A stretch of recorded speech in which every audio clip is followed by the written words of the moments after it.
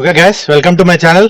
Guys, ఇక్కడ ఏంటంటే నేను వేప చెట్టు మీద జీవి చెట్టు అని ఫస్ట్ ఒక వీడియో పెట్టడం జరిగింది. ఇది దాని పార్ట్ 4 అన్నమాట.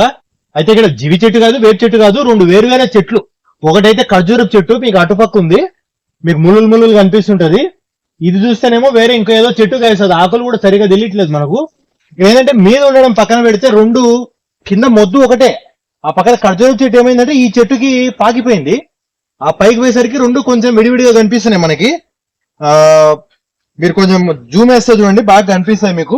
కిందేమో రెండు అటాచ్ అయినాయి, పైకి వెళ్లే కొద్ది కొంచెం వేరుగా కనిపిస్తాయి. అంటే ఇది అల్లుకుపోయింది, దాని వేర్లు పైకి వెళ్లే కొద్ది ఎవరి దారి వాళ్ళ నెట్టు రెండు విడిపోయాయి.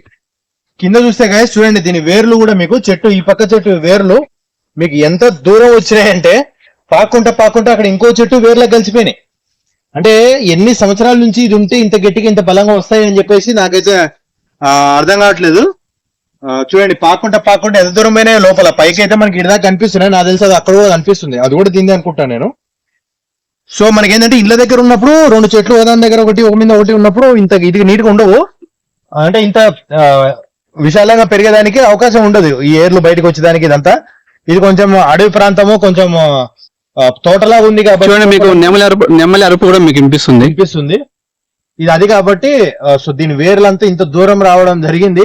ఇది వచ్చేసి మన వీడియోలలో అంటే చెట్టు మీద చెట్టు అనే కాన్సెప్ట్లలో ఇది పార్ట్ 4 అన్నమాట. ఇట్లాంటివి ఇంకా ఉంటే గనక మీరు చెప్పండి, నేను డెఫినెట్ గా ఒక వీడియో అయితే తీయడానికి ట్రై చేస్తాను.